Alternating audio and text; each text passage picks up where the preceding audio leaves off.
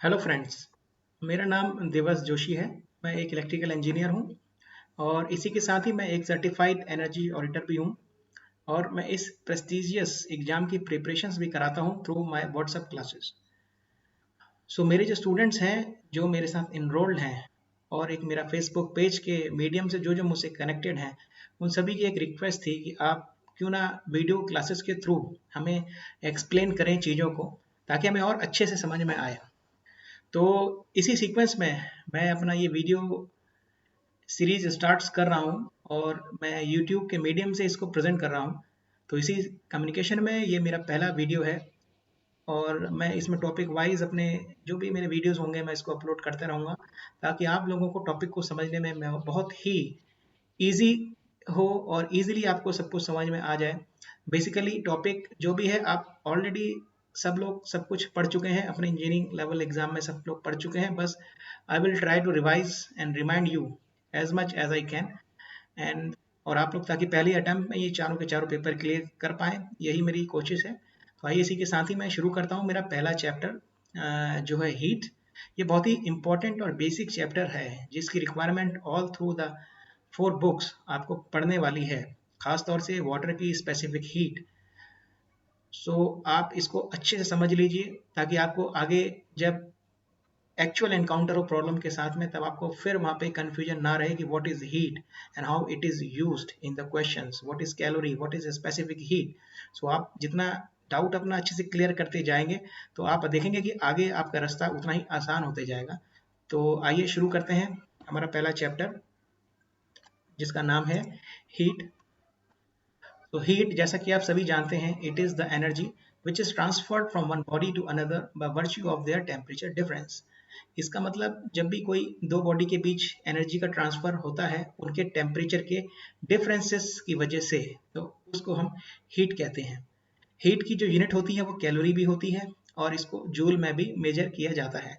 Joule जो इसकी internationally accepted unit है, लेकिन मैं आपसे कहना चाहूँगा कि आप इस पूरे कोर्स में जितना हो सके इसको कैलोरी में ही यूज़ कीजिए। और ऐसा मैं क्यों कह रहा हूँ ये आगे हम देखेंगे और आप समझ पाएंगे तभी कि इससे हमें क्या क्या फ़ायदे हैं और कितनी कैलकुलेशंस हमारी ईजी हो जाती है। वैसे ये आपके ऊपर है, आप जैसे मर्जी यूनिट ले सकते हैं क्योंकि आंसर में इसका कोई फ़र्क नहीं पड़ेगा।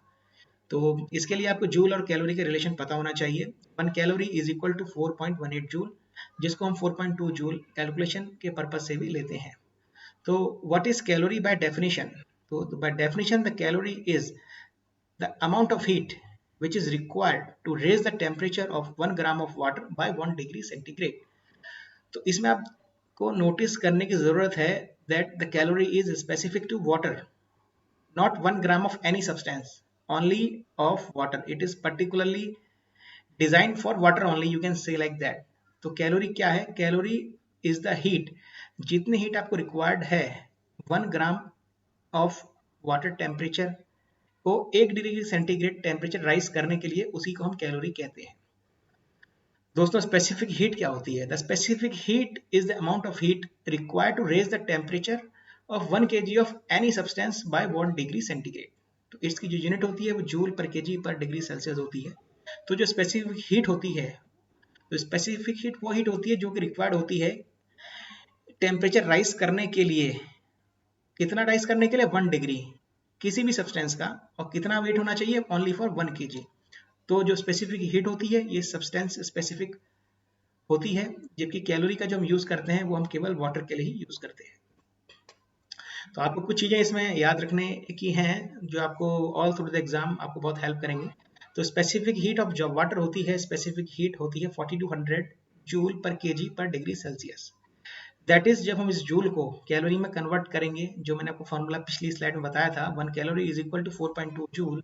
तो स्पेसिफिक हीट ऑफ जो वाटर की जो आएगी that will become 1 kilo calorie पर केजी पर डिग्री सेल्सियस। आप ही देखेंगे हम यहाँ पे किलो कैलोरी की बात कर रहे हैं, किलो कैलोरी में हमने इसको कन्वर्ट कर दिया है, इसलिए ये 1 हो गई है। अगर हम कैलोरी में ही इसे रखते तो ये 1000 कैलोरी पर ग्राम पर केजी सॉरी पर डिग्री सेल्सियस होती। तो 95% ऑफ केसेस में आप जो एग्जाम में यूज करेंगे वो यही वैल्यू यूज करेंगे। अब आप देखेंगे कि मैं आप जैसे से आपको आगे पढ़ाऊंगा, ये के कैल जो किलो कैलोरी है इसको हम के कैल बोलेंगे। तो अब जहाँ पे के कैल का वर्ड आप सुनेंगे तो आप समझ जाइएगा this is for kilo calorie, क्योंकि एक टर्मिन स्लैंग में हम लोग जनरली पढ़ते हैं के कैल। के कैल आप इसी आपको भी ये चीज रट जाएगी और आप भी इसको फिर ऐसे ही प्रोनाउंस करेंगे। तो जनरली हम यही यूज करेंगे ऑल थ्रू द कोर्स। तो कैलोरी जैसे मैंने बताया था, calorie and specific heat by definition are similar. दोनों हीट है, रिक्वायर है 1 डिग्री बढ़ाने के लिए, but calorie is for 1 gram of water and specific heat is for 1 kg of any substance. तो दोस्तों जैसे कि आप जानते हैं कि जब भी हीट किसी सब्सटेंस में ऐड होती है तो उससे होता क्या है, उसका टेम्परेचर राइज होता है। सिमिलरली जब आप किसी सब्सटेंस से हीट रिमूव करते हैं तो उसका टेम्परेचर डिक्रीज होता है। सो द हीट एडिड या जो हीट रिमूव्ड है वो लिंक्ड है किसके साथ, to the mass of the object, to the specific heat of that object and जो टेम्परेचर डिफरेंस क्रिएट होगा। तो ये जो तीनों चीजें लिंक है, ये कैसे लिंक है, ये यूनिवर्सल फॉर्मूला है और इस यूनिवर्सल फॉर्मूले को ही आपने all through the book use करना है। तो ये फॉर्मूला है Q is equal to M multiplied by specific heat multiplied by temperature difference. तो Q यहाँ पे जो है ये हीट है, लेकिन सिर्फ हीट नहीं है, दिस इज हीट एडेड और heat removed when the temperature of delta T is created. तो Q हीट नहीं है, Q हीट, अगर आप हीट तो है लेकिन खाली इतना ही कहेंगे तो आपका 100% आंसर सही नहीं होगा और कंसेप्ट भी आपको समझ में नहीं आएगा। ये जो Q है ये है या तो हीट एडेड या फिर हीट रिमूव्ड, ये डिपेंड करेगा डेल्टा टी के ऊपर। अगर डेल्टा टी आपका पॉजिटिव आता है, what is delta T, delta T is the difference of temperature that is TF final temperature minus TI initial temperature.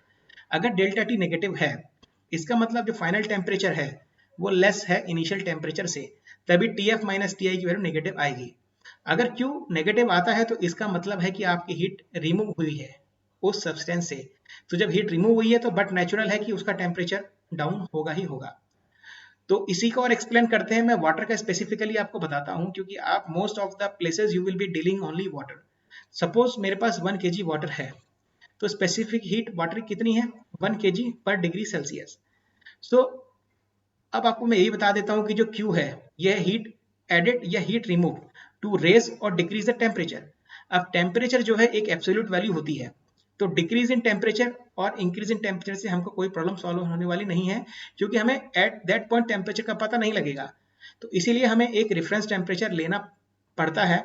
तो जिसके लिए हम क्या रेफरेंस लेते हैं, हम ये रेफरेंस लेते हैं कि जब वाटर 0 डिग्री पर है तो उसके पास जो एनर्जी है वो 0 किलो कैलोरी है।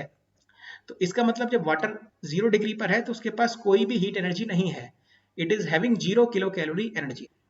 तो अब हम देखेंगे कि हमारे पास मास, हमने वाटर का 1 kg मास लिया है, स्पेसिफिक हीट हमने ली है 1 किलो कैलोरी पर केजी पर degree Celsius. We assume that the energy of water at 0 degree Celsius is 0 degree तो अब इस फॉर्मूले में हम जब इसको पुट करेंगे तो Q is equal to 1, mass is 1, specific heat is 1 and T। हमने ये एज्यूम किया है कि हमने जब Q हीट इसमें ऐड करी, what is Q, the heat added. जब हमने इसमें Q हीट ऐड करी तो टेम्परेचर 0 से बढ़कर T पहुंच गया। The temperature of the water rises from 0 and reaches to T when Q kilo calorie of heat is added. So by the relation Q is equal to M into S into delta T, what we get? तो Q मास हमारा 1 kg लिया था, 1 put करा, specific heat हमने 1 ली थी, उसको 1 put करा, temperature difference, initial temperature हमारा 0 था, फाइनल टेम्परेचर हमारा T था, तो जो टेम्परेचर डिफरेंस आ गया वो आ गया T माइनस 0। तो जब मैंने इस इक्वेशन को सॉल्व किया तो ये Q क्या आ गया आपका T। So this implies Q is equal to T। तो इसका सीधा सीधा मतलब क्या है कि जो आपका टेम्परेचर है Q is equal to T, उतना ही आपके पास किलो कैलोरी एनर्जी है। इसका मतलब जब वाटर का टेम्परेचर 50 डिग्री सेल्सियस है then Q will be equal to 50 kilo calorie. जब वाटर का टेम्परेचर 90 डिग्री सेल्सियस है तब जो Q की वैल्यू होगी वो होगी 90 किलो कैलोरी। तो दोस्तों अब आपको इसमें कोई कंफ्यूजन नहीं होना चाहिए, वाटर की जो हीट एनर्जी होती है किसी भी पर्टिकुलर टेम्परेचर पे वो उतनी ही होती है जितना कि उसका टेम्परेचर होता है। बस आपको यूनिट सेल्सियस की जगह किलो कैलोरी यूज करनी है, बिकॉज एनर्जी जो हम मेजर करते हैं किलो कैलोरी में करते हैं। आप इस यूनिवर्सल चीज को हमेशा याद रखेंगे तो आप कभी भी किसी भी क्वेश्चंस में कंफ्यूज नहीं होंगे। तो मैं फिर से आपको रिमाइंड कराता हूँ, Q is equal to M into S into delta T, 1 kg of water, specific heat of water is 1, delta T is T minus 0, that is equal to T. This implies Q is equal to T, means whatever heat is added is equal to the increase in the temperature of the water, hence Q is equal to T. But ये जो formula है इसमें केवल एक exceptions है। Exceptions क्या है? ये जो फॉर्मूला हम Q equal to M into S into delta T लगाते हैं, ये तभी लगता है, ये तभी एप्लीकेबल है जब भी वाटर का फेज या किसी भी सब्सटेंस का फेज में कोई चेंज नहीं है। यानी सॉलिड, तीन फेज जनरली हमारे होते हैं किसी भी सब्सटेंस के, सॉलिड, लिक्विड एंड गैस।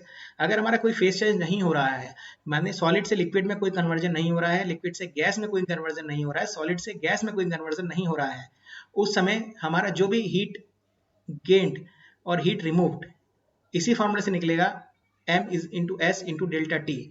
और if there is phase changes occurring in between, then this formula will not work। तो उस समय एक अनदर हीट पिक्चर में आ जाती है, लेटेंट हीट जिसको हम बोलते हैं, जिसके बारे में हम आगे स्टडी करेंगे कि what is latent heat, how it is calculated and what is it actually. तो अब आपको इतना समझ में आ गया होगा कि जब भी किसी सब्सटेंस का फेज चेंज नहीं हो रहा है तो उसकी हीट, उसमें जब आप ऐड करते हो तो उसका टेम्परेचर बढ़ता है, और तीनों में जो रिलेशन रहता है वो Q is equal to M into S into delta T होता है। और जब भी फेज चेंज होता है तो ये फॉर्मूला एप्लीकेबल नहीं होता है एट दैट टेम्परेचर ओनली। और किस तरीके से एप्लीकेबल होता है ये हम आगे की स्लाइड्स में, आगे की अपनी जो वीडियो बनाएंगे उसमें हम देखेंगे। तो आज के लिए आपके लिए इतना ही। मैं पहला वीडियो है, इसको मैं बहुत लेंथी नहीं करना चाहता हूँ, तो आप इतना अगर समझ लेंगे तो मैं ये श्योरली कह सकता हूँ कि आपको हीट से लिंक किसी भी क्वेश्चन में, किलो कैलोरी से कभी कोई प्रॉब्लम, किसी भी कितने बड़े से बड़ा क्वेश्चन हो, वेदर टरबाइन हो, वेदर कोजनरेशन सिस्टम हो, आपको कभी भी इसमें कोई कॉम्प्लिकेशंस नहीं आएंगी। केवल ये 4 स्लाइड आपने पढ़नी है। अगर ये 4 स्लाइड्स आप समझ चुके हैं तो ये आप एश्योर हो जाइए कि आप इस टॉपिक से लिंक कभी कोई गलती इस एग्जाम में नहीं करेंगे। तो दोस्तों, आपको अगर ये वीडियो पसंद आया हो तो इसको लाइक, शेयर और सब्सक्राइब जरूर करें। और आपको अगर कोई डाउट्स हो, कोई भी क्वेरी हो, कुछ इस टॉपिक समझ में ना आया हो और आप एक्स्ट्रा कुछ टॉपिक समझना चाहते हो और आप ये चाहते हो मुझसे कि मैं उस टॉपिक में वीडियो बनाऊं, तो आप कमेंट बॉक्स में अपना कमेंट ज़रूर दीजिएगा। इसी के साथ मैं दिवस जोशी आपसे विदा लेता हूँ। जल्दी मिलते हैं नेक्स्ट वीडियो में।